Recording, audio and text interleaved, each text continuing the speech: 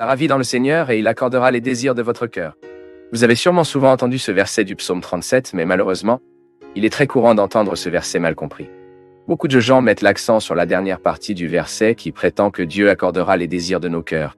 La vérité est que, isolé alors que nous lisons ce verset à première vue, il semble que Dieu s'engage vraiment à satisfaire tous nos désirs. Par conséquent, ce verset a souvent été utilisé dans de nombreuses campagnes de prédication et de prospérité. Les gens utilisent ce verset comme s'il s'agissait d'une formule infaillible. Après tout, la phrase est claire. Se réjouis du Seigneur, et il accordera les désirs de votre cœur. Mais une question que peu de gens posent est: quels désirs du cœur sont-ils le Seigneur a accordés lorsque nous nous réjouissons en lui? À partir de maintenant, nous répondrons à cette question à la lumière du texte biblique. Donc si tu veux comprendre le sens correct de ce verset, regardez cette vidéo jusqu'à la fin. Vous a ravi dans le Seigneur, et il accordera les désirs de votre cœur. Qui a appelé le Verbe pour avoir le plaisir, la satisfaction et le contentement? Il reconnaît et comprend son propriétaire. Lui se souvenant de lui, l'honorant, l'aimant, le désirant et l'appréciant sur toute chose. Dans le Seigneur a le zèle pour lui.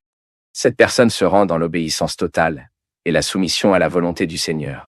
Celui qui se réjouit du Seigneur fait confiance et l'attend en tout, et ne vous a jamais plaisir à offenser et transgresser sa parole.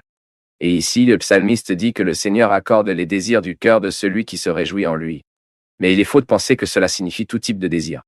C'est pourquoi le psalmiste dit d'abord « se réjouit du Seigneur ».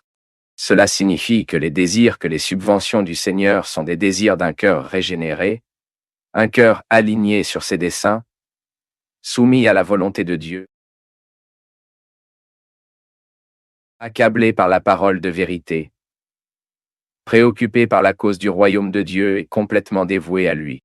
Même ce verset, se réjouit du Seigneur, et il accordera les désirs de votre cœur, fait partie d'un psaume qui a des implications eschatologiques.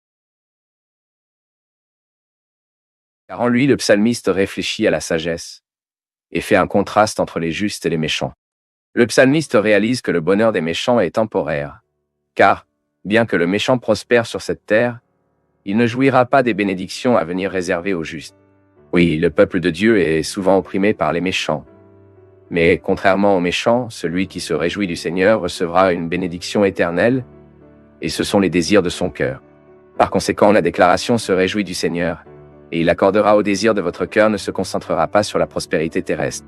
En fait, une interprétation matérialiste de cette promesse que le Seigneur accordera les désirs de nos cœurs est très insignifiante par rapport à la vraie promesse faite dans ce verset. En effet, les désirs du cœur des justes ne sont pas un terrain. Ils ne sont pas superflus et beaucoup moins éphémères. Ils ne sont pas comme les désirs du cœur des méchants. Les désirs du cœur des justes sont beaucoup plus excellents et élevés. Ceux qui se réjouissent du Seigneur savent très bien que votre Père céleste prend soin de ses besoins terres, et par conséquent, les principaux désirs de leur cœur s'accrochaient à un seul espoir. Ils attendent avec impatience la journée du Seigneur. Ce jour-là, les méchants recevront le paiement de leurs injustices, et les justes seront déclarés innocents par les mérites du Christ. C'est pourquoi, au verset 6 du même psaume, dit le psalmiste, « Ceux qui ont été persécutés et opprimés par les méchants sur cette terre, et ont subi une grande tribulation comme si tout allait être impuni, aura leur désir. » C'est parce que ces désirs reflètent le but souverain de Dieu. Les justes qui se réjouissent du Seigneur comme persécutés dans ce monde, dès qu'ils resteront glorifiés pour se réjouir en toute éternité dans le nouveau ciel et la nouvelle terre. Oui, à cause du don extraordinaire de la grâce de Dieu, déclaration de la déclaration dans le Seigneur, et il accordera au désir de votre cœur, est une promesse merveilleuse et réelle. Et si vous avez aimé cette vidéo et vous pensez que les autres ont besoin d'écouter ce message, de partager cette vidéo et de nous aider à faire en sorte que la parole de Dieu atteigne de plus en plus de gens.